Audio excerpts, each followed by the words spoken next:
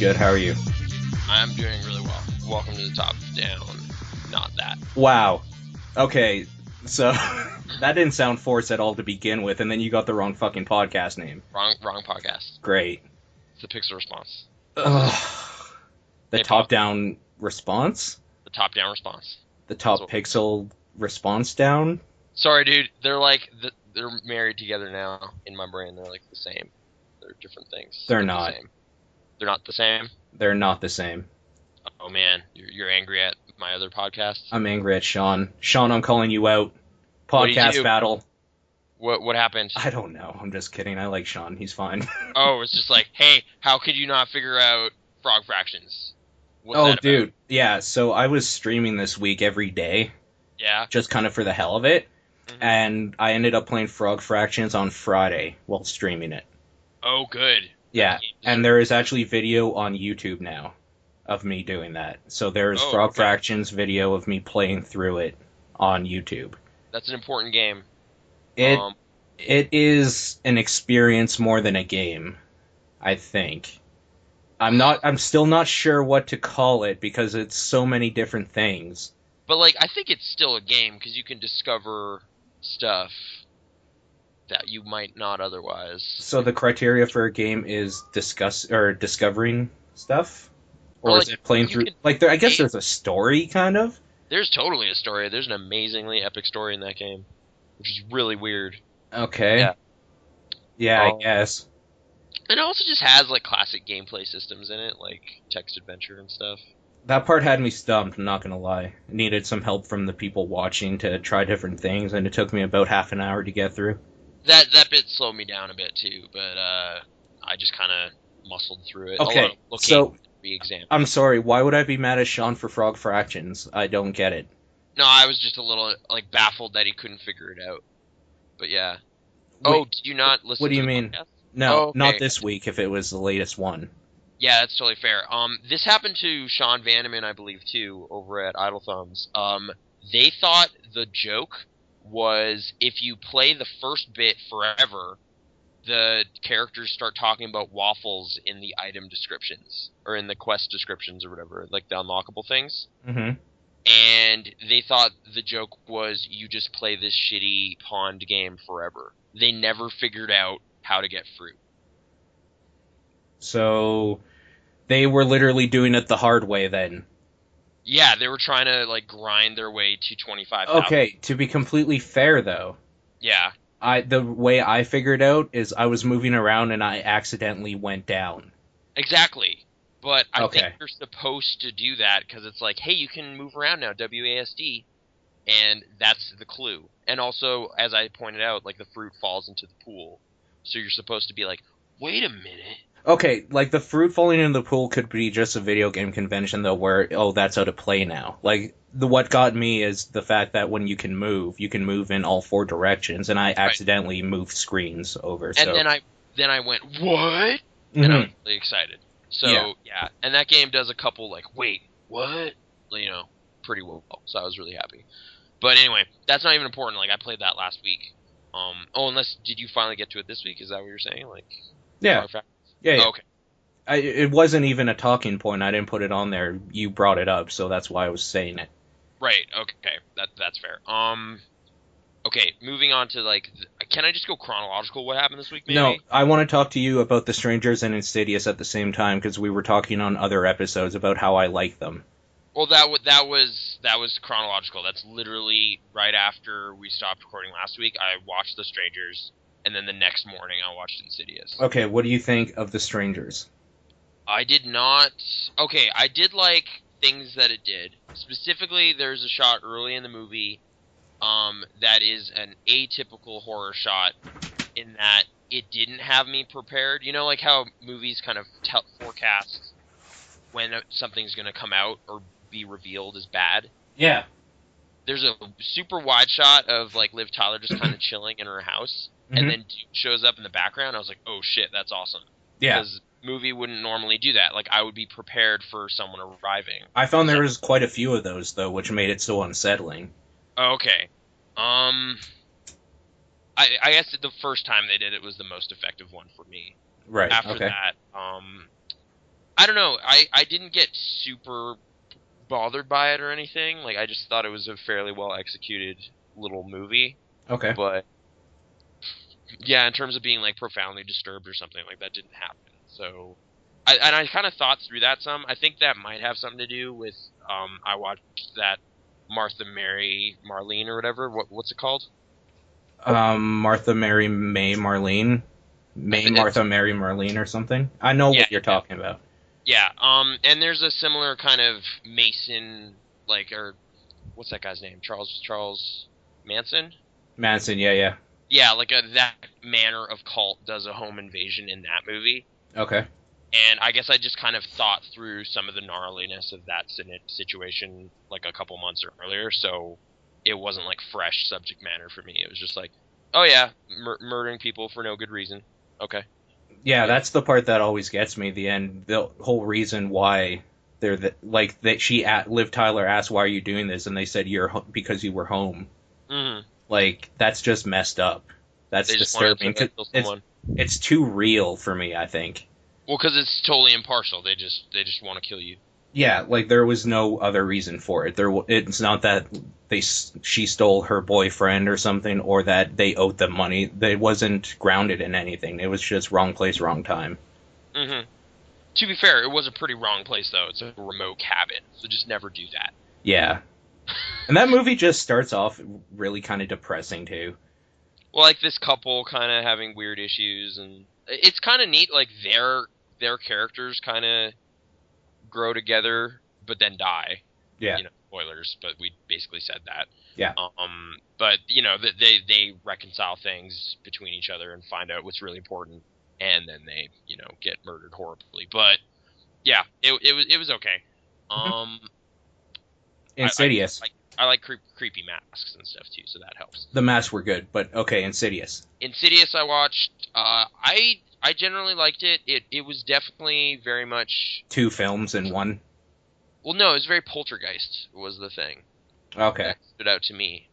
Interestingly, just before we started recording, they just announced they're doing Insidious Chapter 2. They just announced a sequel. With, like, the same characters, or what? Yeah, same cast is apparently returning, same screenwriter, and James Wan is coming back as director. So is it supposedly going to take place right after the thing at the end that happens? Yes, they could do that, which is kind of weird. Like, I guess it would be this came out like 2 years ago, but like the quest to save Patrick Wilson's character. Yeah. Maybe, which would be kind of neat. But yeah, it definitely was reminding me of like Poltergeist 2, but done better. You know, like some of the same stuff, like weird, strange, old spirits, and like that other place or whatever, like what did they call it? Shit! It was something. Yeah, something stupid. It's basically in Dragon Age Origins and the Dragon Age universe. They call it the Veil. Yeah. But yeah, it's between dreams, really. Right. It's the astral projection thing. It's once you leave, and there's this whole kind of weird, creepy dream world. I didn't hate how that stuff looked, though. I guess a lot of people had issues with the budget or something when it goes into that realm, but that was sort of consistent with other stuff I've seen, and again, better executed than Poltergeist 2's version of that, which is just nonsense. It's like them floating around in this weird sky place, and there's this messed up monster thing. And it definitely looks more out there and different, but not anything like any dreams are, so that wouldn't have worked, really. But yeah, like all the Poltergeist comparisons, like it seems very conscious or something. Like they have a team of people come in and investigate the house and everything. Like there's almost an analogous character to Zelda Rubinstein, you know, like the expert paranormal person that comes in. Yeah. And I don't know, but like that was fine. It wasn't as fun as that movie though. Like it's not a happy adventure at any point. It's more kind of serious. So yeah, I'm not sure how good a time I had, but it was reasonably well done. So did you really like it, or? I thought it was okay. I was going into it with everybody I know saying that it was terrible, and it is definitely not terrible. Oh, it's not terrible. No, it's reasonably, like I guess. The appearance of the creature and stuff is kind of silly looking, maybe, but I'm okay with that though. Like, I don't see why people need anything more than a monster movie these days. Yeah, it's a weird demon or something. And it's like, okay, Yeah. that's a thing a movie like this would do. Can we And yeah, stay? actors and stuff I like. I want to stay thematical a little bit, and let's go to Tucker and Dale versus Evil. Oh yeah, I just watched that recently. That movie really mainly works because of the great chemistry between like Labine and Tudyk. Yeah, absolutely. Really fun guys. Yeah, because And every other like character or whatever, every other person in that movie is totally unlikable. well, there's kind of supposed to be though. Like there's this group of teens that are really stupid and they end up dying a lot, so they don't want you to get too upset about that. Yeah. And they have the one girl, Allie, who like sympathizes with them and kind of spends time learning what they're about. So she's okay, I guess.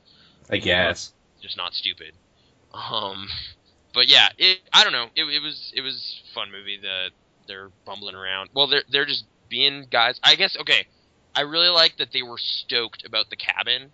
Like that was a moment that I thought was really funny because like most horror movies, they get to the cabin, they're just like, "Oh, this place is garbage." I thought your uncle said it was cool, and they're just like, "Man, this is awesome." Like there's like bones and stuff hanging there, and they're just like, "Oh, I guess they were hunters." Like they're just excited about all The this old stuff. newspaper clippings and everything. Like it's just kind of a creepy place. Right. Like they see a wall full of newspaper clippings about murders and stuff that happened, and the thing they notice is a coupon for corn dogs. Yeah. And it's like that's great. Like those characters are just optimistic, like blue collar dudes, and yeah, that was pretty. Now, awesome. compared to Cabin in the Woods, how do you think it does the whole satirical take on horror? Well, it's like it's so much more specific. Like it's just So it's just like the hillbilly deliverance type horror? yeah, it's like one strain of horror movies that they kind of have fun with. Right. So yeah, like I heard this discussion in relation to like why didn't it get wider distribution?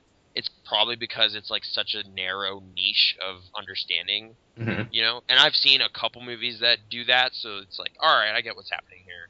You know, like you see the end of Easy Rider or Deliverance or something, Mm-hmm. and you know exactly what the characters are scared of, and then that is not justified.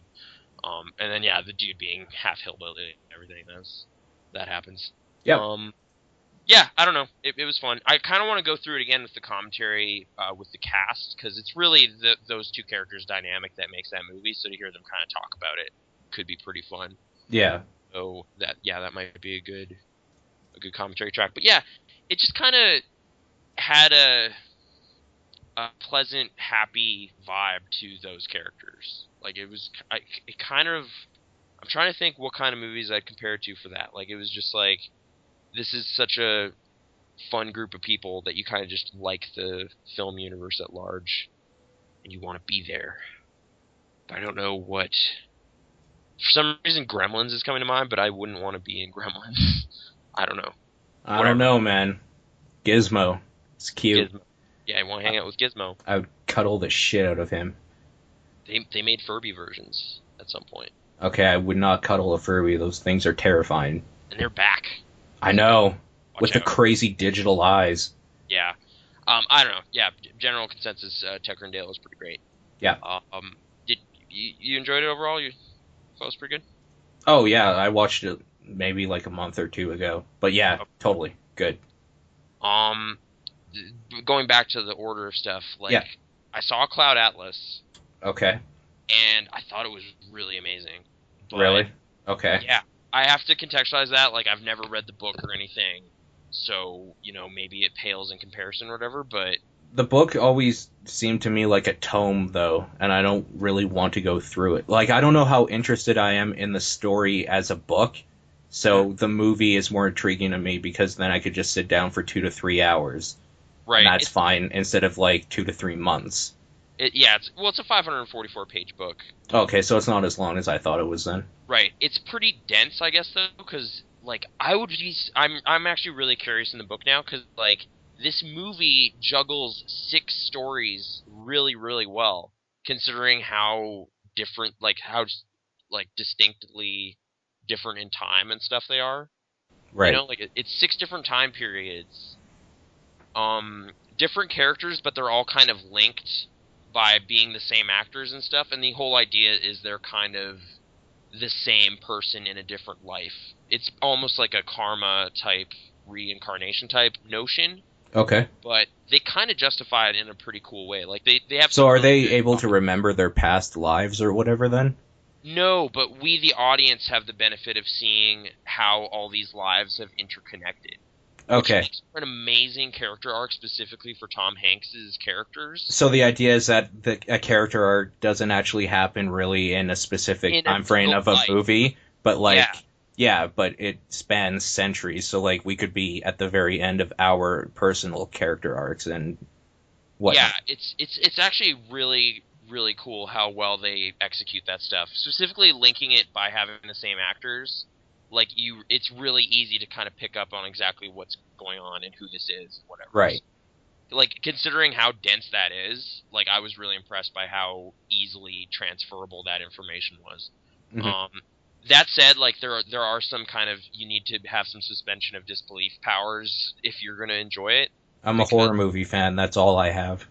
yeah, okay, just because like the makeup in this movie, I'm gonna say sometimes it's actually just intentional because they want to make sure you know like that is the same character, so it makes it Okay. harder to follow. Like it's Yeah. almost like watching a play or something where you're kind of like, well, that's obviously not really an old man, but it's the same actor playing it and he's really going for it, so I'm gonna let him have that, you know. So you let that happen. But yeah, there are characters like actors play the female versions as well, or a different race. And when it Okay. gets into that stuff, it gets a little like that is clearly not a 19th century British woman. That is a like Asian woman with really bad contact lenses, and Okay. like you just kind of have to get over it if you're gonna enjoy the movie. Right. Um, and I found that pretty easy to do, but I could totally see that like making someone go like, man, it just totally kicked me out of the movie. Like I just couldn't take it seriously at that point. It's just like I get it, but that's too bad because I thought it was really great. Hmm. I'm also just curious, like with the book, to see how much has been changed for the movie, like or like adapted into a film type context, because over the course of like these 6 different time periods, there's a lot of discussion about movies and the stories of some characters from previous lives being turned into movies and stuff like that. Hmm. I'm wondering if in the book it might stick to its medium and be like they made books and wrote stories about these people, you know, or because it would be weird if the book is talking about how great movies are as a form of expression about a person's life. Because if that's the case, then it's like, well, then the movie needs to happen because it would better express that. And then in this case, it's really great, but I can't say for sure whether that does that or not, or Right. if they just comment on their own medium in the movie because that's what they know, you know. Yeah. But yeah, and considering it's like, the Wachowskis directed half of it, and Tom Tykwer or whatever, the Run the Run guy, did the other half. Hmm. And considering that, like they actually fit together really well. Like it's not super jarring. Like you're like, oh wow, this segment is just does not fit. This is ridiculous. Okay, for the most part, except there's one.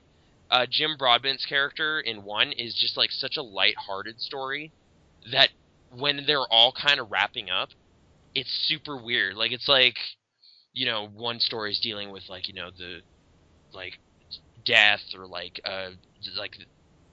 cross paths, like he couldn't contact this lover just before he died or whatever. Like all these kind of heavy stories are happening and wrapping up. And then Jim Broadbent's is basically like Cocoon or something, like a bunch of old people escape an old folks home.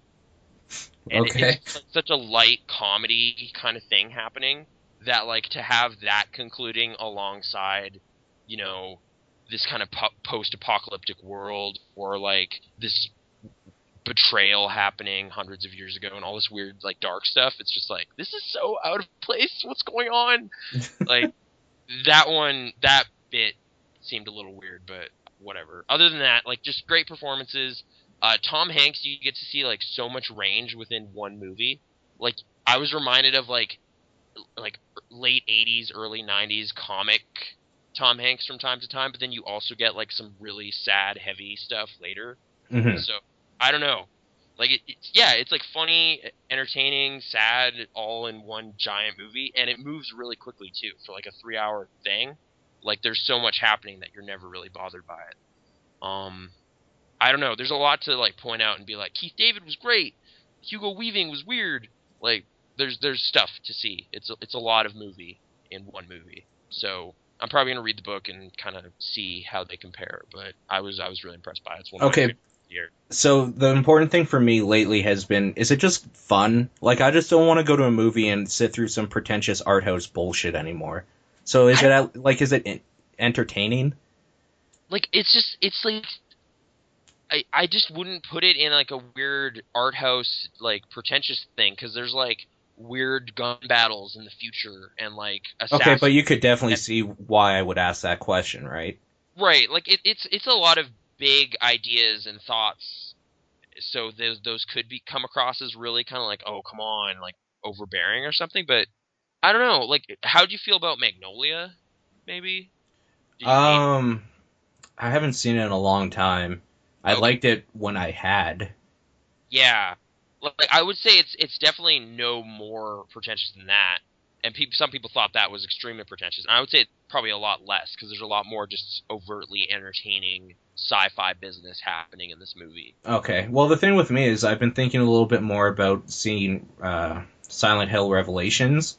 Mm-hmm. And even though the movie was kind of a wreck in a lot of ways, I still had fun watching it. Because I wanted to see what was going to happen next. And the idea of sitting through like a 3-hour-long tale of karma sounds like it could be the most boring thing if they did it wrong.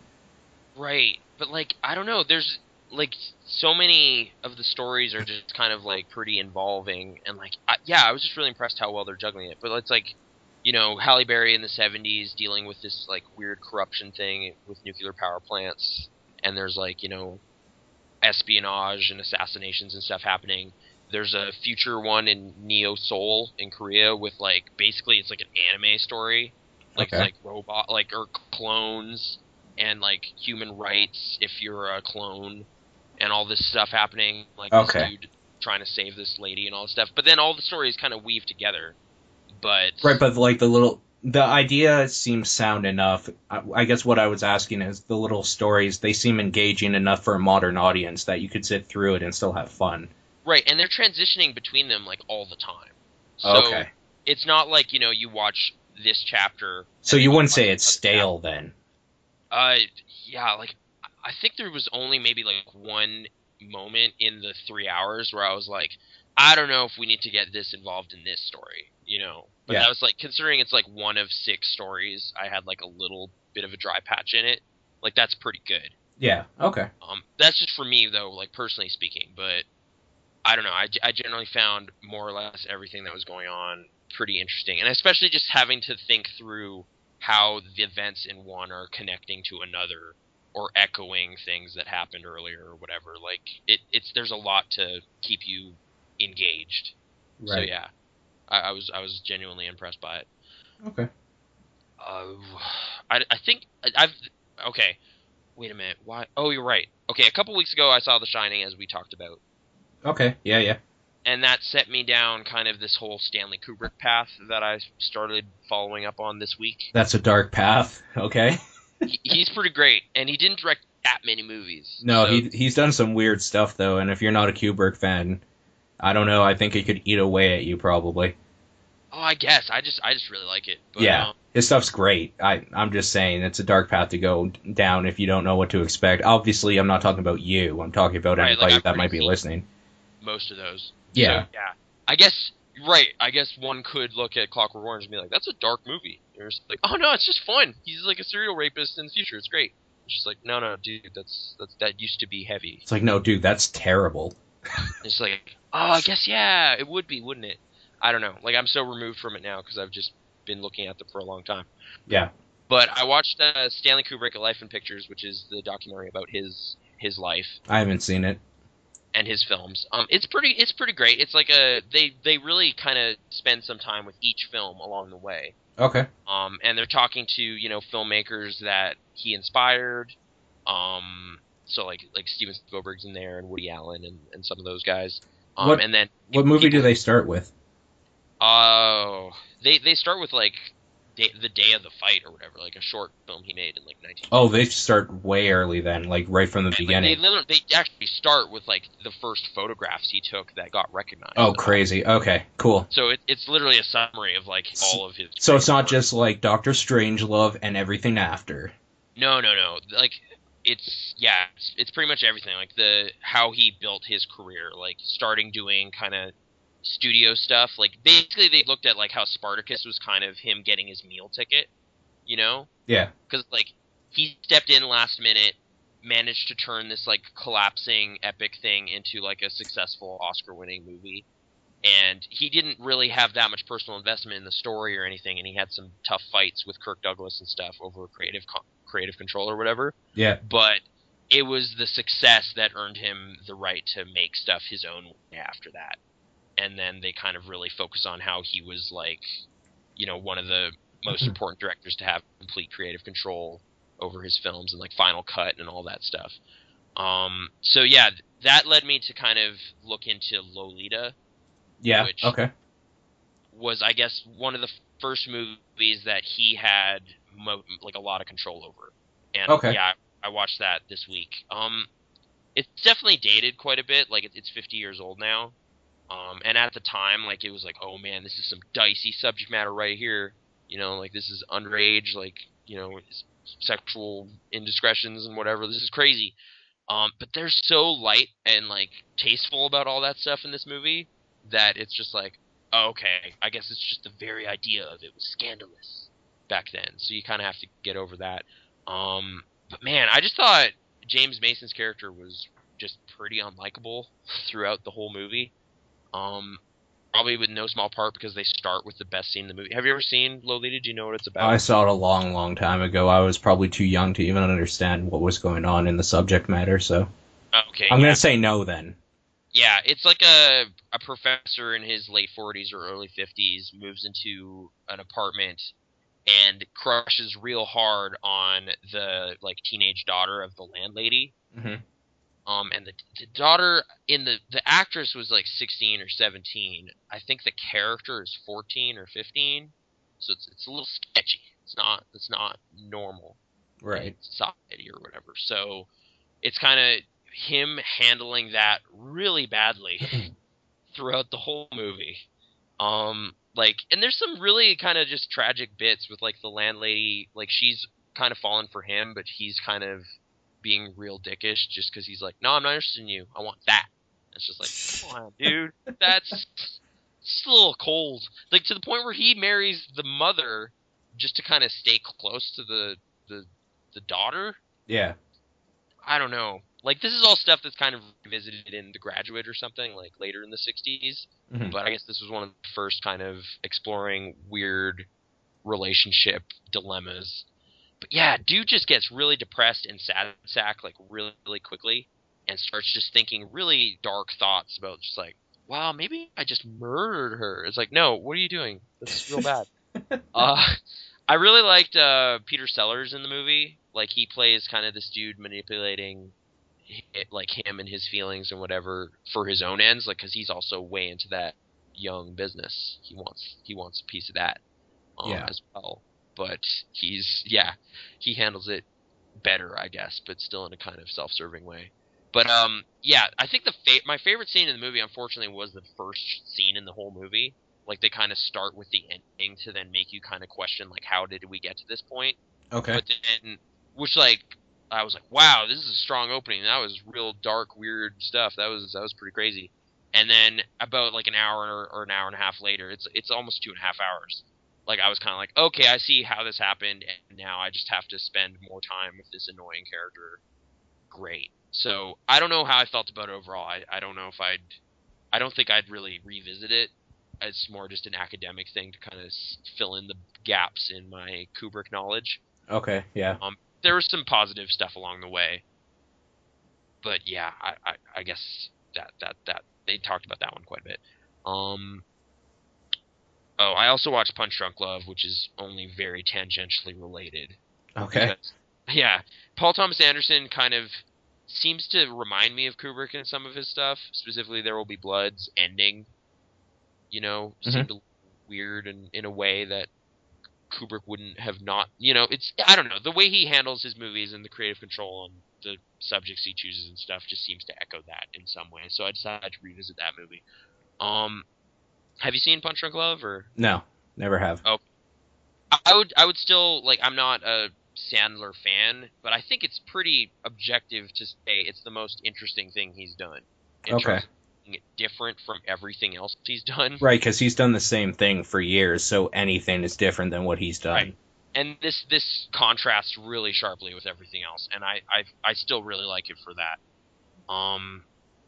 But yeah, it was kind of weird, like how quickly this movie is like dated now, because it's like sad depressed guy phones a sex line, and then starts getting hassled by like debt collectors and stuff in relation to that, right as he's starting up this relationship.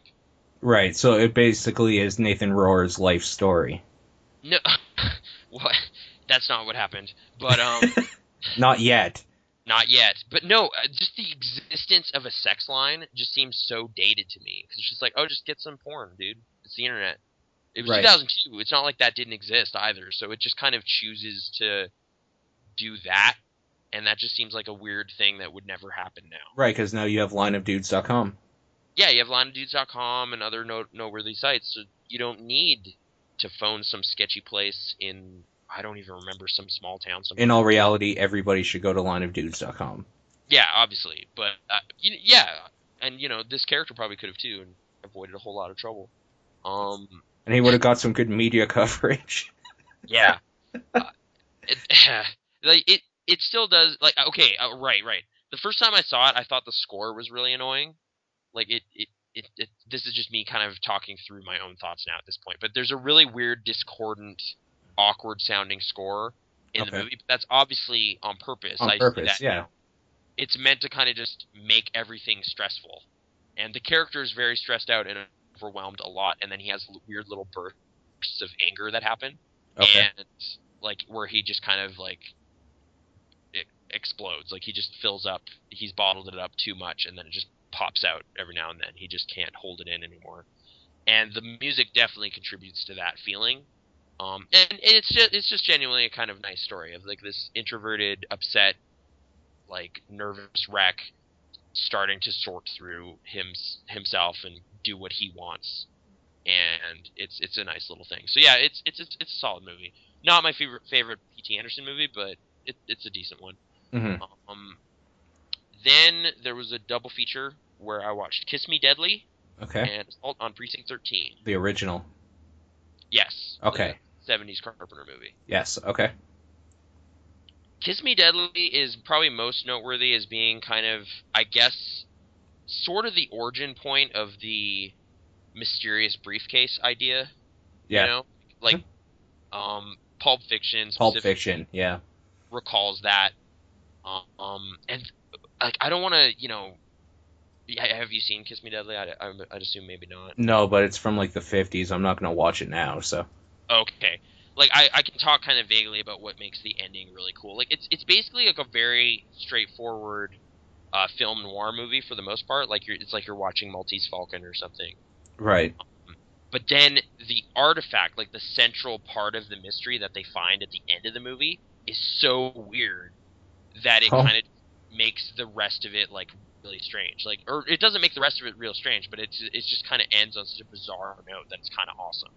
Like, it's like, imagine, like, Humphrey Bogart's just going around looking for stuff. It's not in this film, obviously. And then what he finds, when he finds it, it's like, oh, dude, this is from, like, another dimension or something. This is something wrong. Like, it's basically equated to Pandora's box. Like, they open it, and it literally reminded me of the ending of Raiders of the Lost Ark. Like, that kind of nutty business happens. Okay. And I thought that was pretty neat. Like, I would pretty much, I'm pretty sure Steven Spielberg probably saw this movie too. Like, it's really exact how strange the stuff that happens when that box is opened happens. And that was such a great, weird note that contrasted with the rest of the kind of straight-laced mystery of the rest of the movie that I thought that payoff was really good. I'd probably also compare it to, like, Angel Heart, if you've seen that. It's from the 80s. No, I haven't. It's Mickey Rourke and Like, he's basically doing kind of like this seemingly straight-laced mystery investigation, like Private Eye kind of stuff, and then he quickly just ends up this nightmarish, like, messed up stuff's happening that is clearly not normal, and it's pretty great too. Like, that kind of slow descent into weird zone is a cool thing that, when done right, is pretty awesome. So yeah, Kiss Me Deadly was a nice early example of that. Like, it's still dated in a lot of respects, you know, because it's from the 50s. There's some of the dialogue and stuff's kind of silly. Some of the supporting characters. There's like this Italian mechanic guy who just seems so over enthusiastic, and he's just like overacting all the time. Like, there's shots of him just by himself in the garage. He's just like, boom, boom, yeah, cars, and he's like fixing stuff, and you're just like, you're by yourself. Why are you this excited? This makes no sense. I don't know. So there's like little weird quirks here and there throughout it, but yeah, that ending is awesome. Assault on Precinct 13. Mm-hmm. I like the first 40 minutes of that movie a lot. Okay. The build up to the kind of big showdown that happens. Did you see the remake? I've never seen the remake. I was actually curious about how they... Do you know how they cast it, really? Like, do you know who Ethan Hawke plays versus Lawrence Fishburne? Like, who's the sheriff? Oh, what do you mean? Like, in the new one? In the new one. Ethan Hawke is the good guy. Is the sheriff? Yeah, and Lawrence Fishburne is the criminal head. Like, the prisoner guy? Yeah, the main prisoner guy. Okay, because, like... In Assault on Precinct 13, like, the villains are kind of just weird, solemn, quiet dudes. Mm-hmm. And the main character dynamic is between the sheriff and this, like, death row inmate. The main guy, yeah. Yeah.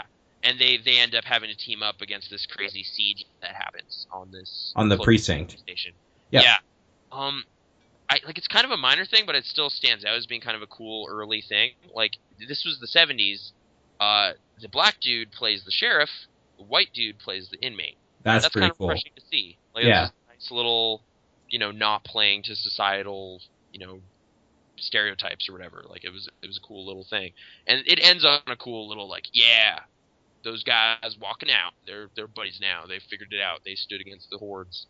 And it did remind me of kind of John Carpenter's, like, Halloween tendency, too, to make the villains not so much a character, but like an entity, Mm-hmm. Like kind of like Mike Myers or whatever. Like, they don't have to say anything. They're just bad, and they will just always be there. And yeah.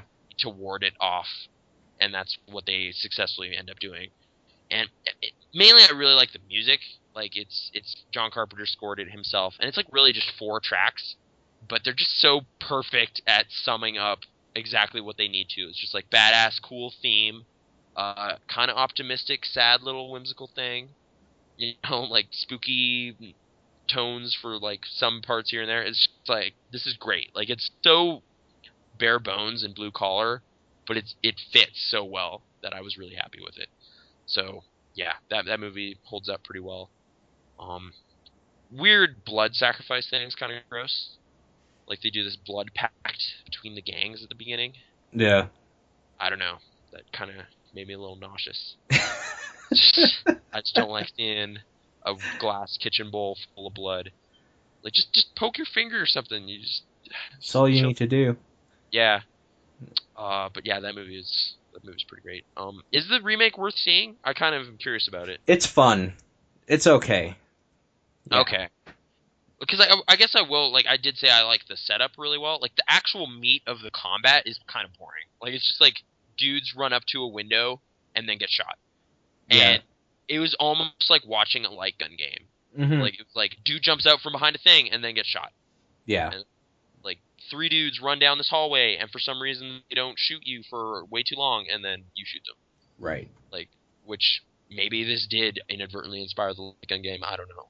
But it fits right into that mold. You could make an adaptation of this movie really easily. Just turn those scenes into an FMV game. There you go. There you go.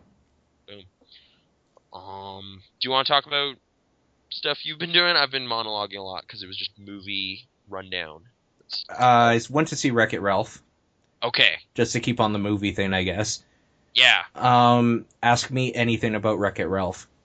Okay. How much time do they spend in 20 like minutes. the Sugar Rush cabinet? Oh, the Sugar Rush cabinet? The whole movie. Pretty much. Is that boring? Like, do they still get to do video gamey, referencey stuff in there, or has it become more of just kind of a colorful animated thing? It's become more of an animated thing. They still do some video game stuff, but not nearly as much. The first bit of it is the setup where they really look at the meat and bones of the whole video game background and the retro thing and all that sort of thing. Right. And it just sets up town type idea. Right, but what it does mainly is it sets up the setting for the rest of the story to take place. So that part takes about 15 to 20 minutes to get through. And then after that, it is essentially just the same, like, finding yourself story that any Pixar type movie does. Okay, so just Wreck-It Ralph kind of figuring out how to be who he wants to be. Wreck-It Ralph really figuring out who he is and, like, how to use what he is to be who he is, like, as a good person. Uh-huh. And that whole sort of thing. And there's weird twists and turns I'm not going to get into. There's one spoiler point that is actually, I never even saw it coming, really. Oh, okay. Yeah, so I'm not going to go ahead and say that because you're going to see it tomorrow. Yeah, that's the plan. So yeah. I'll know shortly, I guess. I'm kind of weirded out I haven't seen it already, because it's like video game-centric animated movie with John C. Reilly. Like, that should be something I got more excited about. At the same time, you do have to realize that it is a kid's movie at heart. So there are stupid jokes and, like, kind of cringe-worthy. Sarah Silverman annoying? Yes. But at the same time, it's fine. It's not annoying in a way that she usually is, in my opinion. Mm-hmm. It's annoying in a way that a kid's cartoon show character would be. Okay. So it's still totally okay. Like, her character does say some stupid jokes, and she goes with this whole, like, duty, because, poop joke. Oh, okay, so they do that sort of thing, like, really face-palmy moments with the dialogue and when they're trying to appeal to kids' sense of humor. Uh-huh. Other than that, her voice fits the character very well, and she is pretty decent, actually, as a character. Okay. Yeah. Is Jack McBrayer kind of annoying? Jack McBrayer is Jack McBrayer. Like, that southern wussy gentleman.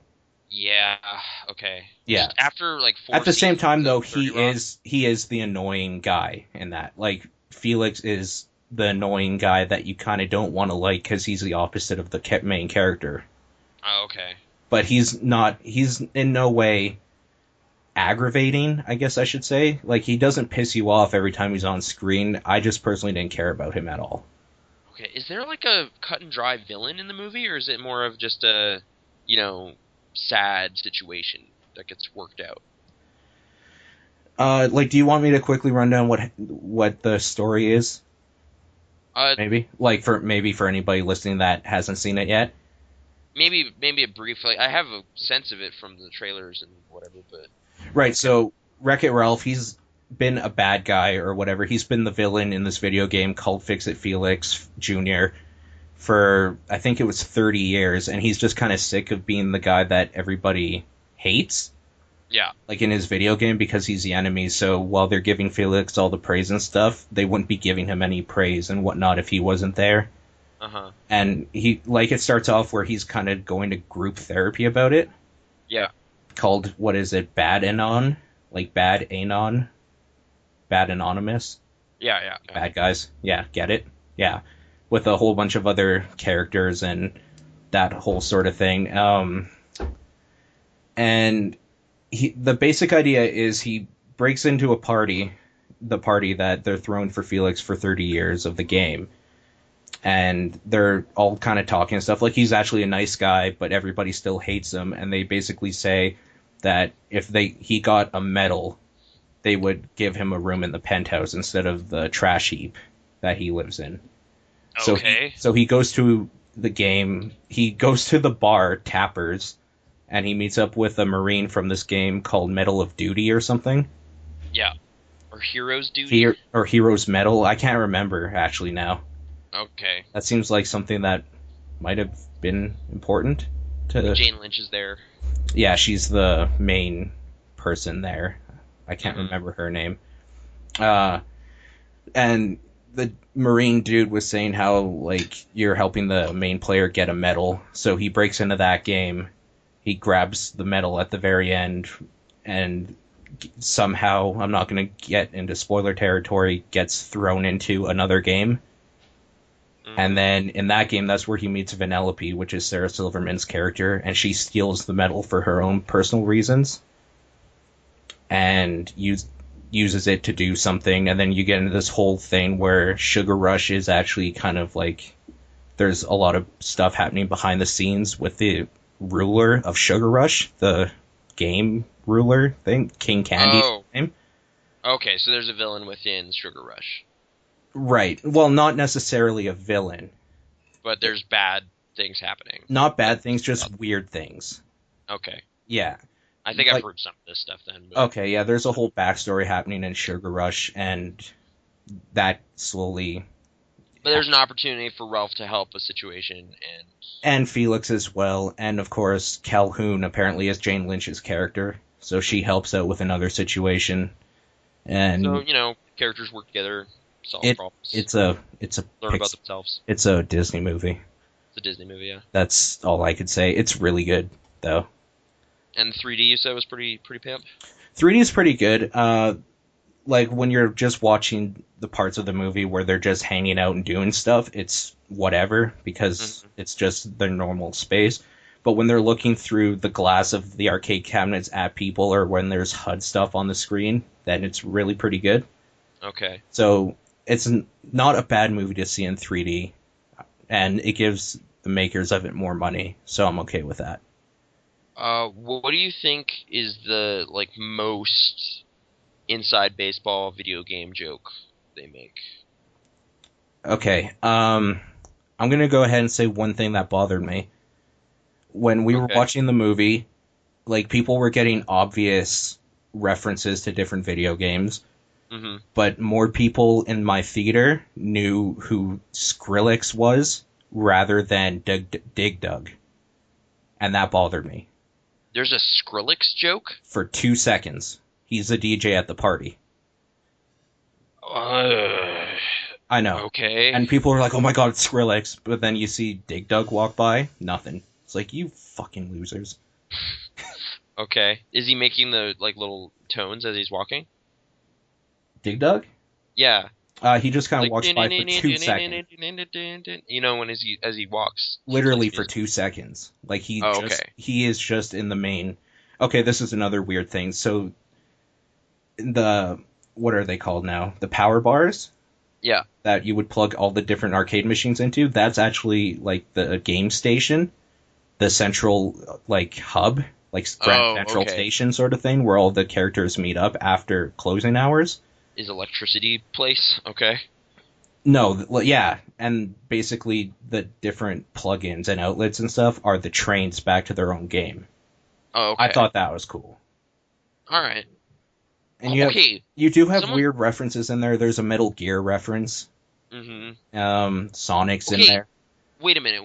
Okay, this is an issue Ryan Davis highlighted, and I didn't think it would be an issue until you just said Metal Gear.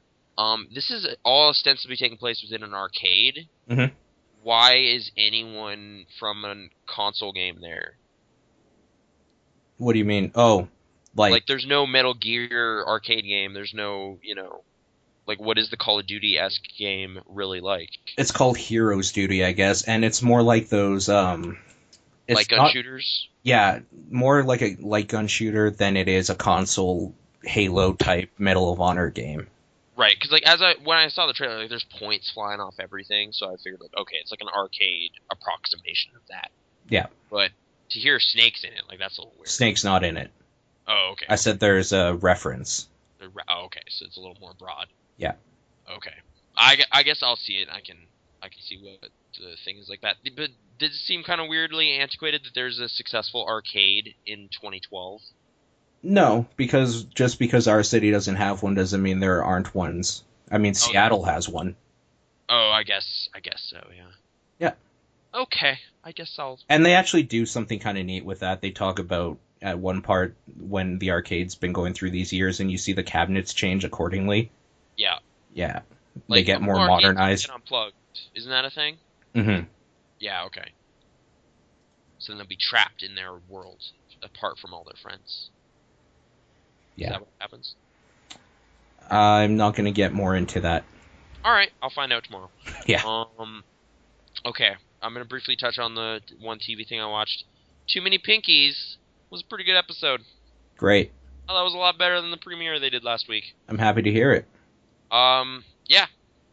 Depressed Pinkie Pie is a great thing for character studying. So, I don't know. They did that a little bit. Couple, quibbles here and there. Mm-hmm. But I guess I won't really get into it. Like, No, get into it. We have someone listening that likes ponies. See, they could have really gotten into the ethics of cloning if they wanted to. Okay. They don't. They take the easy way out with a kind of simplified, like, this isn't the real Pinky, so we'll just get rid of that. And you're just like, whoa, wait a minute. What are the implications of what you're doing right now, Twilight Sparkle? They just Wait, don't. so they just kill a clone? They use some magic spell on them and send them back into the pool where they came from. But Yeah, so they kill it. They end its life. they kind of end its life, which I That's thought was terrible. a little weird. Yeah. Like, and the test What the they hell used, type pony porn are you watching? this is a real episode. This was not a fanfic, dude. This is a real one that happened. There's This some is weird gross. stuff that happens in it, This though. is disgusting. Your show is reprehensible. No, it was a little more charming than that. But, yeah. Well, what I heard is that they created Life, Hmm. which was a cute little pony, and then they brutally slaughtered it in front of little kids' eyes. They really funnily slaughter it in a way that's not creepy. Well, if it's funny, I can get behind it, so go on. Yeah. The spell kind of makes them inflate all weird and then turn into this weird stuff. Cute. It's like popcorn. They're kind of like popping pinkies. It's weird. And the way they kind of test whether or not she's the real one is by forcing her to look at a wall of paint drying, because she's a very attention deficit kind of pony. So I thought that was a little strange, though. Like, that wouldn't necessarily really distinguish the real Pinky from the other ones. So I don't know. It was kind of an odd thing. But whatever. There's, like, jokes throughout. There's little character moments. Punk clouds. I thought that was funny. Yeah. It is returning to kind of the model of an episode that I prefer to the openings and closings of seasons. So better than the previous one. I'm not sure if it's, like, one of my favorites at all. Like, it was okay. I have only watched it one time. But Okay. generally encouraged. Either way, I am happy for you. Alright. Thank you. Okay. Let's move on to video games, because you played a video game, too. I played a video game all the way through, but like I said, every night I've been kind of streaming whatever the hell I've been doing. I played Shadow the Hedgehog on the PS2 a little bit. That game is not nearly as bad as people say. It's just a 3D Sonic game, so if you don't like those to begin with, you're not going to like this either. Is the shooting mechanic good? It's fine. Okay. Like, I don't know, there were some parts where you would go off a big-ass ramp, just like 50 Cent in that game, where they tell him to hit the big-ass ramp. And then when you're in the air, there'll be a bunch of guys below you, and you can just blast suckers in the face. That's okay. I'm okay with that. Okay. Yeah. I don't know. Like, it's fine. It's like every other 3D Sonic game in the fact that it doesn't control well. Yeah. So, the lock-on targeting and stuff is there, though. But it doesn't control any worse than, like, Sonic 06 and some of the other ones, so it was fine, I guess. I can see attitude, isn't it? all the attitude, man. All of it. It starts with metal music, and Shadow's driving his motorcycle. Okay. I was wondering if that qualifies as baditude. It is baditude. It's bad attitude. Also, I played about halfway through Silent Hill 2 yesterday, just for the hell of it. Oh, really? Okay, I haven't gotten around to that yet. Yeah. Is it what you remember? Is it still holding up okay? Yeah, it's fun. Cool. But, I mean, I really like that game, so my opinion's biased. So, there you go. I have nostalgia for it, I should say. But Resident Evil 2, Leon's campaign, so I technically only finished half of it. Right. It is the exact same Resident Evil 2 I've beaten like 30 other times in my life, so... Which version of it are you playing? PS1 or...? I am playing. Actually, I was playing it on my PS3, the downloadable version. Oh, okay. So it is the analog stick version, the DualShock version. Right. Like, I guess the version I've played of it is probably one of the weirder ones. I played the N64 port. I've never played that version. Yeah, I think it's probably the same. Like, maybe the video compression's even worse because. Do you have that card? Yeah. Oh yeah. If you ever want to get rid of it, I will buy it off you. I don't know if I want to get rid of it, but if you do, you can check it out. Oh, okay. I'll keep that in mind, I guess, if I'm really hurting. Also, where's that Dragon Ball Z, yo? Or wait, was it Dragon Naruto. Ball? No, Naruto. It's Naruto. I got it. I can bring it over. All right. Oh, and I got to give you your game back. Sorry. Did you play any other Demon Souls quickly? Not yet. No. That sucks. Okay. Anyway, so Resident Evil 2 Leon campaign. Same thing. I always get his campaign and Claire's campaign mixed up, specifically when you get to the lab, because you have to make a vaccine for Sherry with Claire's campaign, and Leon's you just have to do one thing. So, it's not a huge deal. So yeah, I always get those. They directly impact each other, like stuff you pick up as Leon won't be there for Claire. Is that accurate? Yes, it is, but I think it's only with like 2 things in the whole game, and they're weapons, I believe. Oh, so you can't like profoundly screw yourself over with Claire. I don't think so. There's no health because Leon ate all of it. The thing is, like, had they actually done that, I wouldn't have. Had they done that, it might have been in the later version, which is a DualShock version, which I've actually never played, which is why I played it the other day. And the problem is my PS1 discs are scratched to the point where they barely work. Yeah, so this is my first time playing through the re-release they did of it. Okay. Yeah. And since it was on 2 separate discs, I don't think it mattered. But, like, just some save data could go in there and let the game know. It doesn't seem like something they would have thought of, though. The first time through. I thought I heard it did that, but maybe I'm wrong. Oh, maybe it does. I don't know. Like, or maybe it's more general stuff, like if a wall blew up in Leon's campaign, it's still like that. Mm-hmm. Which just makes sense chronologically. I don't know. I haven't played it in quite a few years. That was one of my first, like, M-rated games I owned.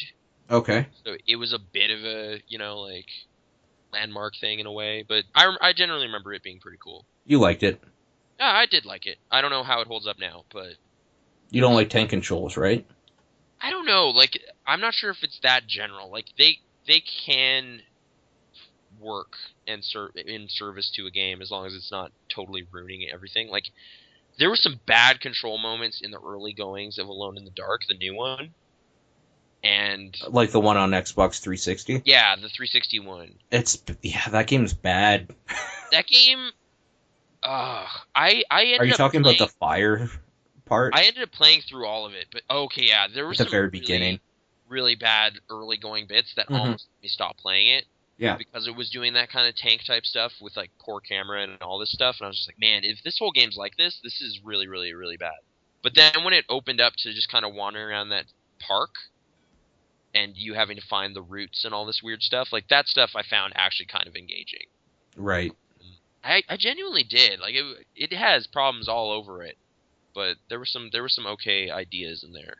Like there's like living darkness that you have to get rid of via light so you can walk through it before it reconsumes the whole area. Like there were some cool enemies and stuff. But yeah, basically what I'm saying is tank controls have a place, but I'm not sure whether or not I'll adjust back to them very easily. But yeah. Yeah. Resident Evil 2. So, you gonna play the rest of it, or? Like Claire's campaign? Yeah. Don't know. Probably not. Okay. I've played it enough times that I know what happens. Like, it's not a thing where I have to get through it. Mm-hmm. Do they ever really name that big trench coat guy in that game? Mr. X. Oh, okay. So, no. Okay. I remember that guy being kind of neat. He has a name, well, like, what are they called? A specimen number? Mm-hmm. But other than that, I don't think so. Just why does Nemesis get talked up so much when he was the original one first in the second one? And they did it better in that one too, because there's points where he just randomly bursts through walls. Yeah, like Yeah. that really got me a couple times. Yeah. And then like everyone's like, "Oh man, Nemesis was so crazy," and you're just like, you know that there was another game that did that exact same thing. And it was better. And the way they did it in 2 was crazy too, because first of all, it was part of the B game. Mm-hmm. So you've already gone through the game once, and that doesn't happen. So you're really not expecting it, and they pre-render it. Like, they preload it, that when you open a door or whatever to get into the area that it happens, so it happens so seamlessly, it scares you. Yeah, like Yeah. you're so accustomed to that wall just being a generic wall, and then you run onto that screen, and you're just like, "Oh, what the? Oh, yeah." It was good at doing that. Clever stuff. Yeah. I'm giving you a thumbs up right now. There you go. That's Yeah. really good for an audio podcast done over Yeah. Skype where I can't see you. That's true. I don't have video on. There's 2 thumbs up now. But okay. Briefly, I started reading The Road. I haven't finished yet, but it's Okay. pretty good. It's pretty engaging. Is it like the movie? I don't know. I'm kind of reading it so I can watch the movie. You've never seen the movie? I have not seen the movie. I've owned it for years, though. Okay. So I'm poised to go into that whole thing. Okay, so is the book depressing? It's kind of nice and heavy. There's been Okay. some heavy stuff so far. Is it kind of like It seems to be Fallout? The going way it reads. like it's like scavenging for any scraps of food ever. Okay, Like, so they're in a bad spot right now. so it's pretty close to the movie from what I can. I'm Yeah, hoping the movie's a good adaptation. As I'm reading it, I'm kind of like, all of these bits could work in a movie, so I'm kind of curious what they select as being the moments they'll adapt. So it's actually getting you excited now to watch. Well, like I'm basically picturing Viggo Mortensen in my brain as I'm reading it because he seems to fit that dude. So I don't know. Like my knowledge of the movie is already impacting how I'm perceiving the book, but it's reading pretty good. Yeah, I'm not done it yet though, but I'll hopefully have thoughts on both of those things next week. Okay. But yeah, I'm just kind of in a generally, like, when I first tried to read it, like 2 years ago, I just wasn't in a post-apocalyptic musing kind of mood. Mm-hmm. But now it's definitely fitting a lot more into other stuff I'm doing, like just Walking Dead stuff and Fallout and all that. So, yeah. Mm-hmm. It's good. It's good little thoughts happening. But okay, games. Let's talk about I played Thomas Was Alone. How is that? Because it doesn't look fun. Okay. I guess it was pretty engaging. It's very Lost Vikings in a way. In what way? In that you're controlling a group of characters that each have one specific ability, Mm-hmm. and they're puzzling together to platform their way to the exit. Okay. Which I did listen to a discussion with Mike Bithell, the developer of it, where he kind of talks about that briefly and mentions Lost Vikings as being a part of that. But the main thing I guess he was doing, like I'm going to relate, I guess, parts of what I saw with what he said. This was on Indie Static, by the way, just mentioning that. Okay. Okay. He apparently, when he first made the game, it was just supposed to be a super minimalist platformer. Like it's just like you play a rectangle. Yeah, which it looks like exactly. Yeah, and you're jumping around, and there you go. We're just going to strip all this down to its bare components, and that's it. And he has kind of ideas about how to do neat little variations on platforming mechanics and stuff, which do show up over the course of the game. But apparently that first reveal of it got people kind of imparting story elements to these characters. Like, these not characters, these shapes. Okay. Like, there was a rectangle, and then later there's a square, and he can't jump very high, and he's slower. So the comments and stuff were kind of giving him personality. Like, they were saying, like, oh, man, this square is all depressed because he can't jump as well as that other rectangle. And, like, that's where he got the idea to start putting this narrative component onto it. He actually got that from fan feedback. That wasn't initially part of the idea. And that aspect of it is way more interesting than just the platforming stuff. Right. Because the platforming stuff, like, looking at a screenshot of this game, looks like nothing. It's like shapes jumping around in a 2D plane. Like, that's like I'm already kind of tired of indie platformers. Like, are you serious? Yeah. But This one, yeah, they have this kind of neat way of going about narration stuff. Like it's Danny Wallace who is the voice of Sean in the Assassin's Creed games, so British guy. Okay. He's not being a dick though in this, so Okay. it's more fun to listen to. It's more just like hearing a storybook, but in a way that kind of reminded me of just being a kid and being really bored at school specifically and playing with erasers and junk just to kind of pass time. Mm-hmm. Like, it's like, all of a sudden, this eraser is a car, and this pencil is a dude, and whatever, I'm bored. So you're just kind of, like, putting personality onto objects because you want to.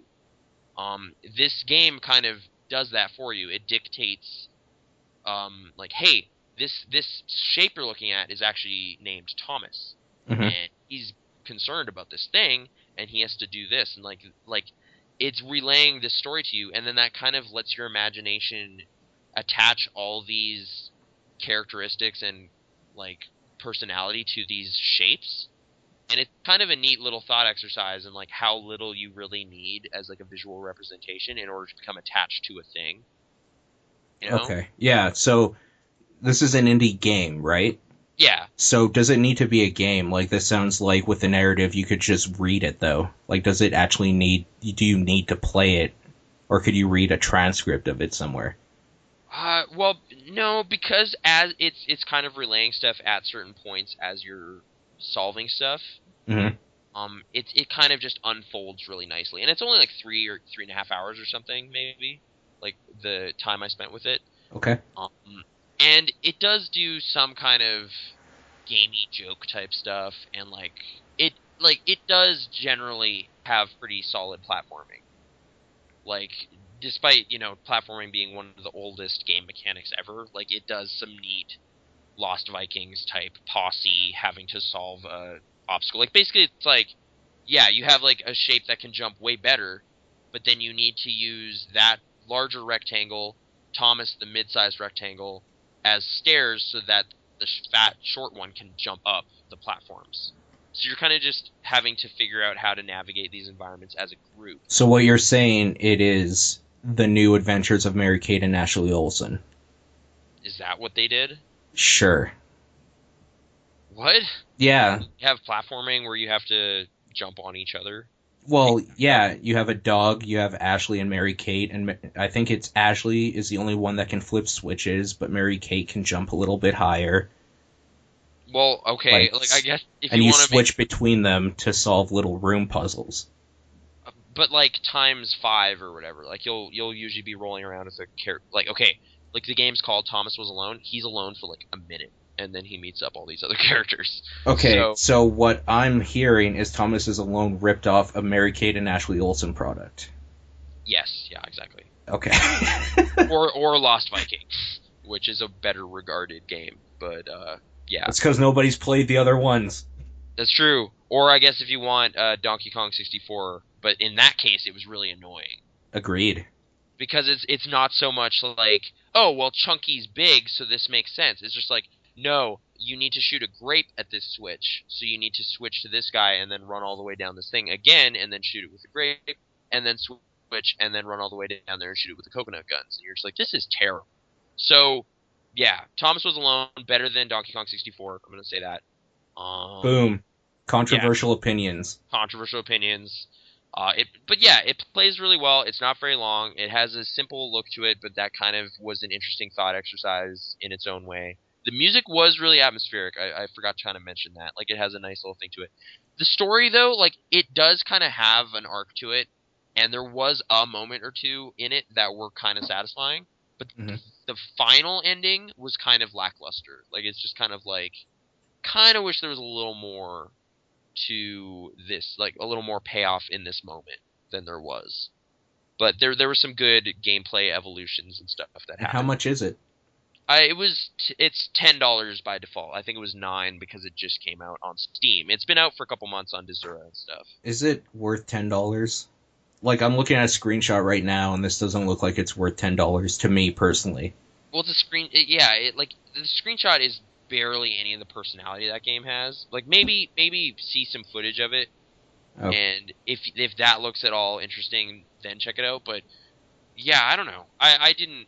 I would definitely say I got my money's worth personally. Like it was a simple little platformer that kind of was able to relay a new thought on that genre. Right. Even though it's been out for so long and stuff. And I guess the creator guy, he's going to do another chapter in this somehow. Like, I don't know if that means a sequel or some more content or whatever. Oh, and it has controller support and all that stuff. Like, it played really, really fine. Oh, cool. Okay.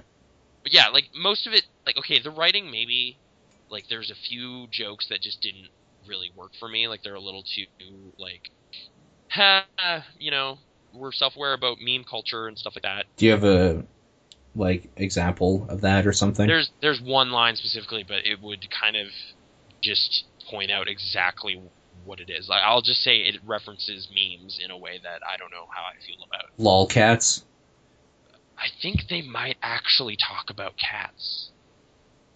So maybe, yeah, kind of. It's about, like, these little bits of computer technology becoming self-aware, kind of. Okay. Yeah. So knowing how you feel about that type of comedy, and like when Anthony Birch does it in Borderlands 2, were you just kind of cringing when they did it? it was kind of like, that joke seems dated, was my response. It was like, that's a little bit of an old joke. I don't know if that works anymore.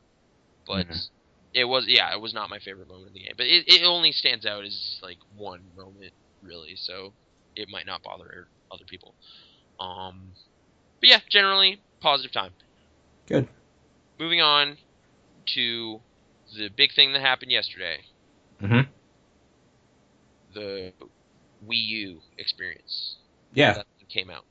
Yep. I'm gonna Brittany and I went down to do the whole lineup experience. How did that go? It went really fine for us, anyway. It was definitely a lot less people, it felt, than the Wii launch like 6 years ago. Right. And a lot less organized, too. Like, it was like Walmart just didn't think anything would happen. It was weird. What do you mean? I'm gonna blame, like, just this Walmart's management as being kind of crappy. Like, that's just an experience I've had a couple times. Like, when Darksiders came out, they're just like, I don't know what you're talking about. There's like, there's a new video game that came out, and it has a bonus item. Where is it? It's in your flyer. And they were just like, oh, like, just totally confused. No idea. Weird. So yeah, this Walmart, not a great example. But yeah, we lined up there at 5 in the morning. They open at 7. Mm-hmm. At that point, there were 3 people ahead of us. That's it. Okay. And over the course of the next, like, 2 hours, maybe another dozen people showed up. So it was only, like, 15 people or so. But over the course of that 2 hours, like, some Walmart staff came out to just kind of sit up there and they're like, what are you doing here? And we're just like, oh, the Wii U, it's a new game console coming out. We're just like, oh, alright. Like, there's just no idea that this was happening. And then when we got in there to buy the thing, like, the staff was just, like, totally overwhelmed. Like, they're just like, oh, people want this thing? Alright. And they were, like, trying to get them and stack them up and stuff. Weird. I had to line up. That's hilarious.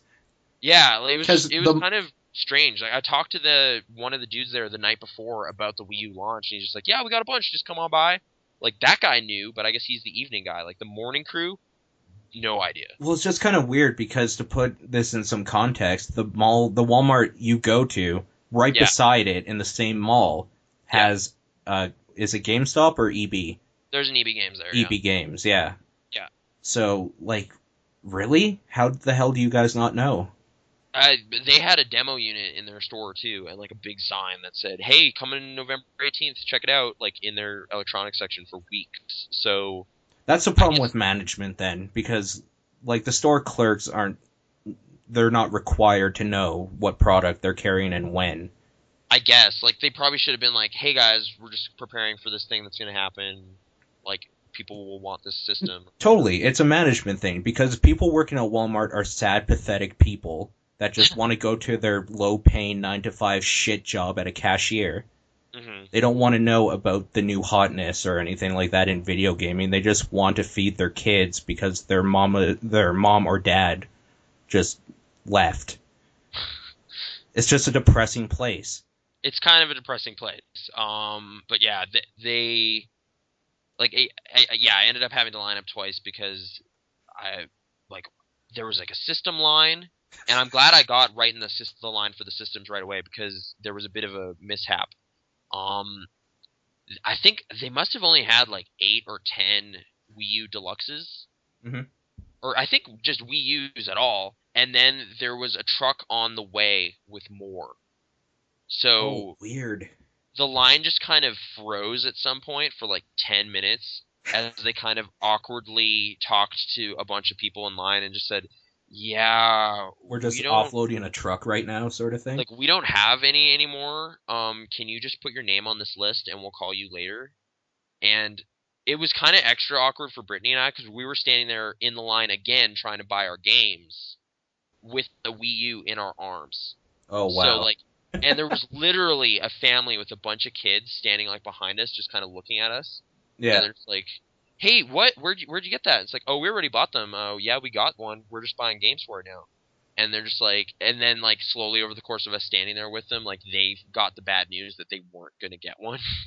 So it was kind of great. Like we're just like standing there all happy with our thing, and they're just like, "Oh, I don't get one for Christmas." And they have to Okay, go home. so for anybody that might not know, any listeners that don't know about the Wii U, what's the difference between the deluxe and the normal?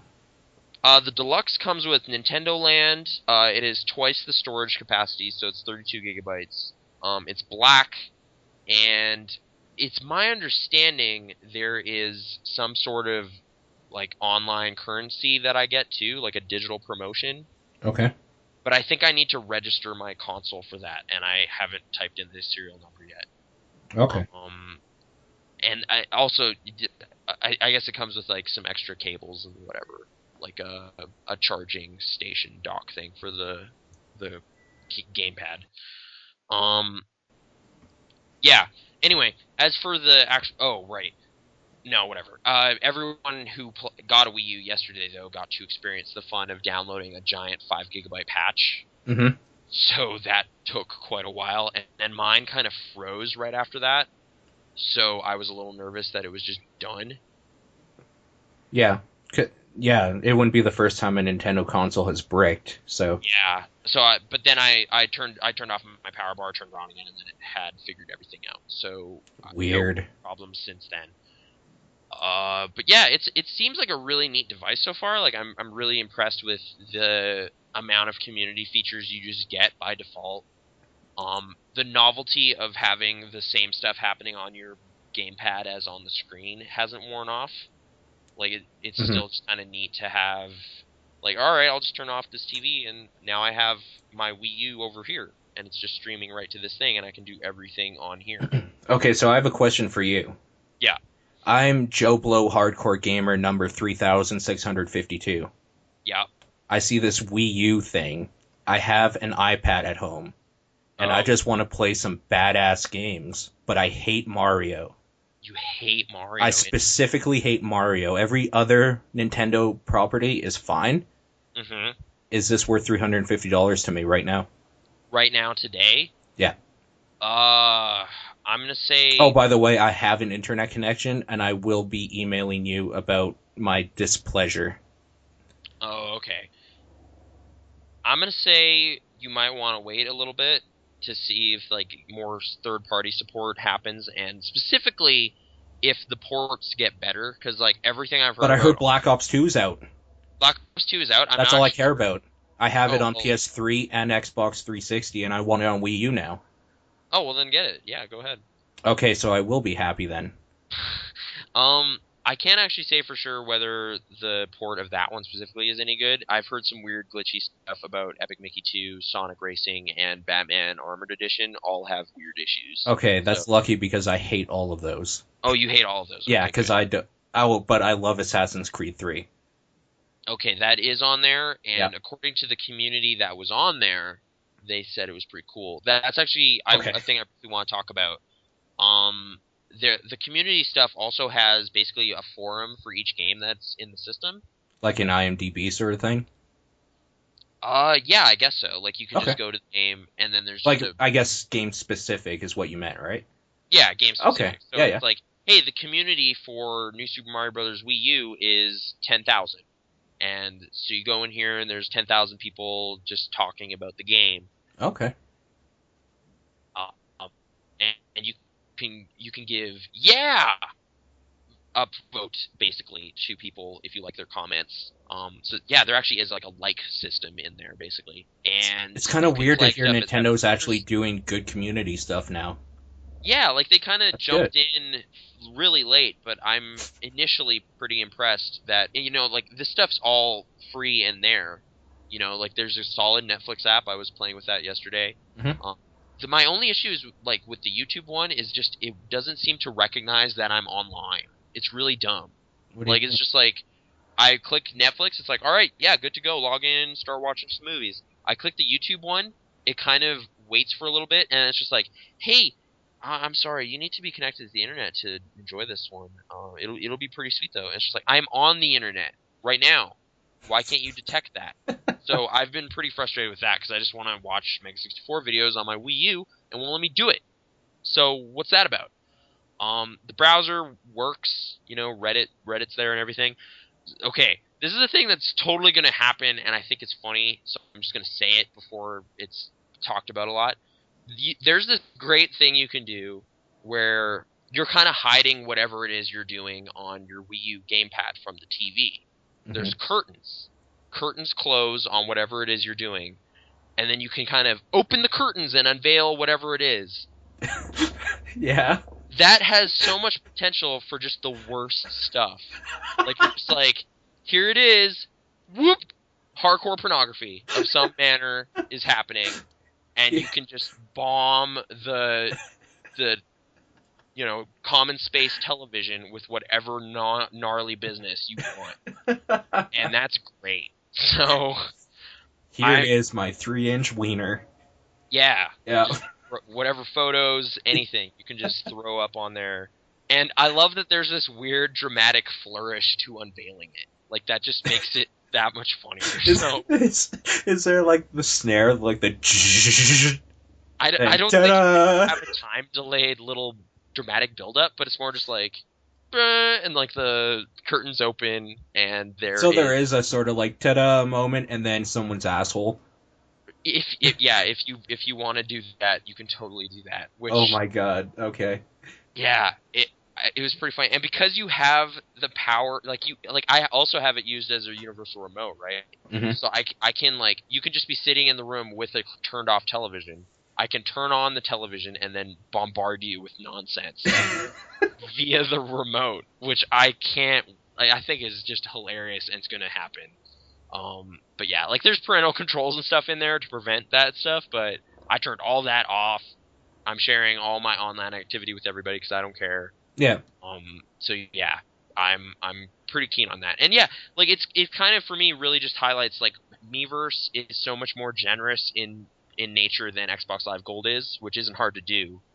But, Microsoft continues to kind of dig themselves into this weird space of being negative jerks with tons of advertising and all this garbage. Yeah. This right out of the gate is better than that. Totally. Everything's better than Microsoft right now. They're terrible. Yeah, they're pretty terrible. I guess they also do have games on demand kind of service. Like, I could buy ZombiU via credit card and just put it on my system. Yeah. They have stuff up there.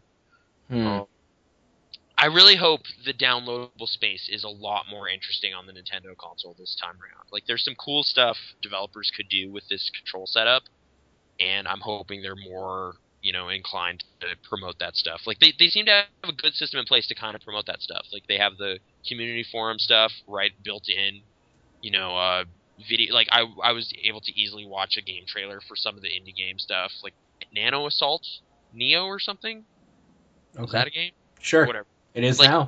Just watch trailers and stuff, get people's thoughts on it, whatever, really easily in the system, and that stuff's pretty well organized. You can search specific games, because the Wii U shop, I was messing around with it a little bit when I bought that art style game.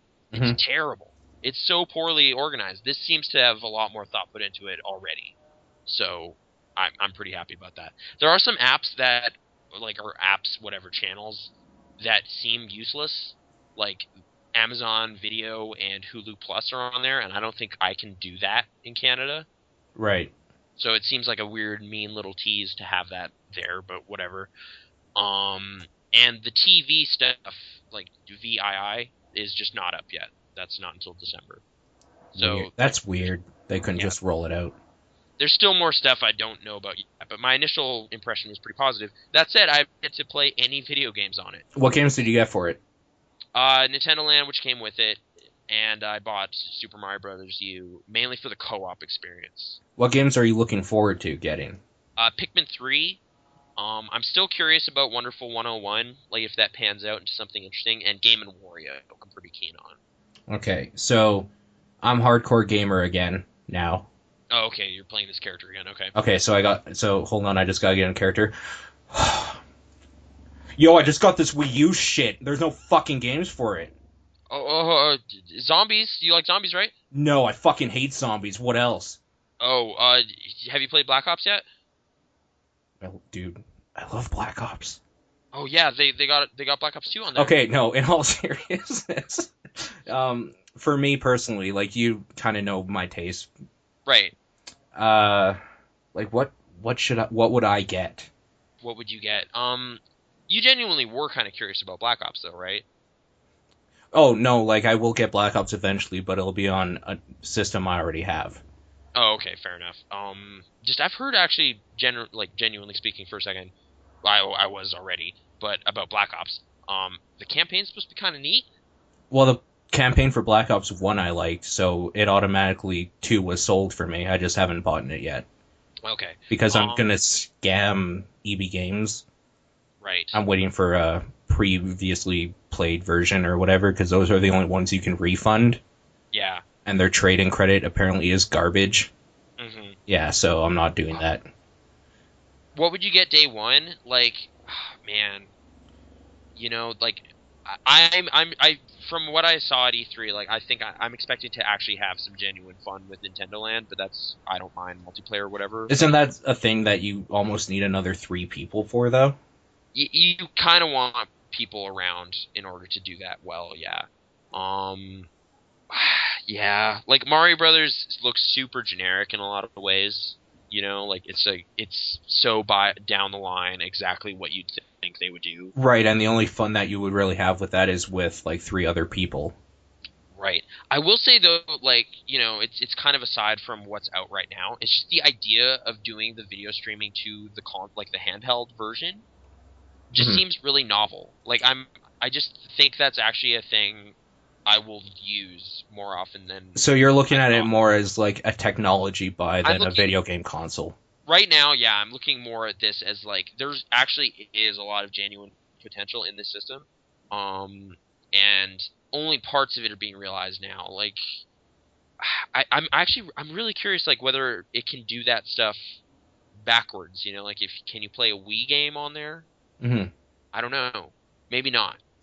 Maybe just because control stuff now that I'm thinking about it. But, like, can I stream Virtual Console stuff to my thing and just play that around? Because if in that case, like, that's just a neat bit of Nintendo technology there. Because I can play Super Mario World wherever in my house, right? Which, again, it's all limited to being tied to your house. So it really is better in a situation where multiple people are competing for the TV. Like, this actually does have a function there. But also people who like reclining in their bed and playing video games in it. Okay. That's me. So I don't know.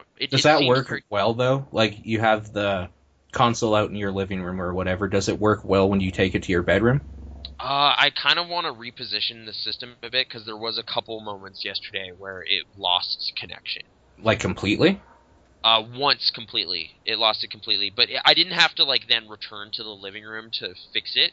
I just had to kind of hold it up again, and then it found the signal again. It's kind of weird.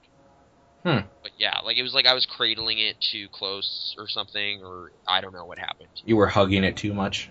Yeah, I was just hugging it and just being like, this is so awesome. And then it lost track of it. Now, I don't know what caused that, but hopefully I can prevent that by just putting it in a different place in my room or whatever. Okay, so wrapping up quickly, $350 Wii U, waited in line for 2 hours, bought yesterday. Do you regret any of that? No. I don't. I guess I was really tired after getting up that early. Like, I had like half an hour of sleep before that. Right. Because I was up real late before. And then, yeah, then that ended up yesterday, just to continue the story of yesterday, got the Wii U, plugged it in, couldn't really figure out, like, updating it or whatever right away, fell asleep for, like, 8 hours, woke up at, like, 4, had to get ready for a concert that I was going to go to, Okay. and then after said concert, which ended at, like, 2:30 in the morning, I had to go to work. Gross. So I was, like, a lot doing stuff. I do briefly want to talk about the concert, though, because I thought it was awesome. Okay. It was James Murphy of LCD Sound System fame doing just DJing. Great. And dude just played, like, all this awesome house music from I don't know when, but it was just, like, a non-stop stuff I could dance to and did horrible dancing to. But that was kind of the thing. This is one of the first concerts where, like, it was just a bunch of people awkwardly dancing around that it was fine. Like, I just was able to kind of not be inhibited about that and just do stupid junk for, like, 2 hours. Right. And just sweating it up on the dance floor, having a fun time, and that was great. It did end on, like, just the weirdest, most melancholy, tragic note it could have, though. And I don't want to get too into specifics, but basically a friend of mine is a huge fan of James Murphy and brought, like, a early LCD Sound System EP vinyl that he wanted to have signed. Yeah. And it was like, this is like his story more than anything, but I told him after it happened, like, dude, that was insane. I can't believe that happened as it did. It was like a scene out of a movie. It was literally that dramatic and weird and sad. What was it? Dudes in front of him get their album signed, get a photo with him. He immediately goes, I have to catch a flight at 6 a.m. and leaves. Leaving my friend just kind of standing there just baffled and so just crushed by it. Like, it's just like, what? It was horrible. It was one of the saddest things I've seen happen in a while. Like, I can't iterate enough. Is this a friend I've met before? I don't know. I don't think so. Oh, okay. Yeah. Like, again, I don't want to, like, it was not funny in any way. It was just, like, that perfect, like, you can't really blame James Murphy at all. Like, he had a flight in, like, 3 hours. He had to go. You know? Like, it was just bad timing on all respects, but man, it was so perfectly badly timed. It was like watching that train wreck kind of thing. I was just like, I can't believe that just happened. Like, yeah. As it happened, I couldn't believe it was happening. Like, I was just standing right there. So, yeah, that was pretty bad. Like, that was too bad. Because it was such a great show. Like, it was legitimately really, like, just the acoustics and everything was great. The crowd was pumped up about it. Like, it was, like, a sold-out show of, like, a small group of people that were all happy to be there, just having fun with, like, these beats. And then, yeah, it ended on that note, which was too bad. Were the beats fat? The beats were so fat. It was awesome. Like, okay. they just never stopped being interesting. And I have no idea what he was playing really. Like what era of, like, I'm gonna assume, like, some business that was going on in France in, like, the 90s, but I don't know. But it was great. So yeah, general overall experience was still really fantastic. I will say briefly, there was a pub related baffled story that happened before that. I was really hungry. Yeah. I ordered a pulled pork sandwich at the bar. I looked at their menu. It was a bit pricey. It was $15 for this sandwich, but I was like, I'm really hungry. All the other stores are closed. I'll get that. Yeah. Ate the sandwich. It was good. It was some quality pork, and I was pretty happy about it. Later, we go upstairs once they're starting to take tickets, and you can go up into the main area. Yeah. I see another menu on the table, and I see the same pork sandwich for $6. Right. And I had no idea. Like, I was like, how does this happen? How in the same building is the same sandwich $9 less if you go up 10 stairs and go to the left a little bit? They usually do that. That's a thing? Yeah, like at the Saddle Dome. If you get a beer at the main area there, yeah, it's like in the main circle area, the circles around the whole dome. Yeah. It's really expensive, but if you go upstairs to the second level to the little stand they have there, it's like half the price. That's insane to me. Because, like, like I'm used to the, like obviously if I was at a grocery store for Yeah. $50 I could buy a huge ham. Well, for But $15 at a grocery store, you can buy supper and the next day's lunch. yeah, Really, yeah. I'm used to giant disparities in price, but not that close to each other in the same building. And like to see them walk up the stairs to that place and grab that sandwich and bring it to me, like I essentially paid a guy $9 to do that. Yeah. Which I was just like so bad, like just like I don't understand anything anymore. What's going on? But whatever. Yeah, it was okay. You But paid the then convenience fee, my friend. the convenience fee, but it was not even like I could have done that myself. I was so just choked at that. I was like, I can't believe that happened. What? And then that almost ruined my, like, that not specifically, but eating all this stuff. Like I ate that pork sandwich, then had to go to find an ATM, ate a big piece of pizza, then got back, ate these fried mushrooms, and that was the worst combination of stuff just before dancing. Like I felt gross for like half an hour. Like I was just like, Yeah. I think I just ruined the evening. I'm gonna fall over and vomit on this dance floor. No, it takes a few minutes of just sitting. It goes away. Yeah, I was hoping maybe they had antacids or something, but they just whatever. It went away, and then I was able to resume having fun. But I was Right really on. worried my night. But yeah, that was yesterday, and yeah, And that's that. and that's that. That was it. Oh, I also went to a place called Boogies Burgers this week Yeah. that I briefly want to highlight just because it's a neat local spot that I didn't know existed. Have you ever been there? Many times. I used to live right by it, and my parents used to go there for lunch. Yeah, it's been around for like 40 years. I Yep. had no idea. I just Same found out- ownership, too. Hmm? Same ownership, too. Oh, okay. And they have all sorts of arcade machines there. Yep. And they are really expensive. They are pretty expensive, but Burgers are good, though. I was pretty impressed by just the size of the burger. Yeah. And it totally, like, I shouldn't have ordered a super spicy burger in retrospect. It was called Blazing Saddles or something. Yeah. But it's a movie reference, so right there. And it's almost like a bar. Like when you walk in, you sit at a bar. Yeah. Yeah. But yeah, the burger was as advertised. It was spicy, but there was good mushrooms in it. It was really awesome. But I want to go back and get something else. A little more. Edmonton Trail, if you're ever in Calgary. Yeah, just I'm so used to Peter's being the local burger place, but That's not local to you at all. well, it's in the same area. I'm just saying Calgary's Oh, in Calgary. Okay. unique burger. Dude, I can't eat the burgers at Peter's. They make me sick. I've had them a lot, and they're not that impressive to me anymore. And it just seemed like the menu diversity at Boogies was pretty exciting.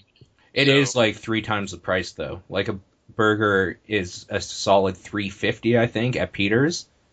Yeah. And for 2 burgers and a milkshake, one time I went with someone, I think we ended up spending $23. Yeah, you do pay a bit for that. It was good though, good quality meat and everything. Yeah, quality's there, and the variety was there. And I had an apple crumble milkshake, which was, in theory, a good idea, but I wish I had a spoon because it was too thick for a straw. So it was kind of a hassle. And brief one beef though. Like as Brittany and I were pulling up, yeah, we were joking around about burger time because it just came to mind because burger time. Yeah, it's burger time. We're about to eat burgers, and they had a burger time machine there, which we thought was hilarious and awesome, and we were gonna play it, and it didn't accept our quarters, and yeah.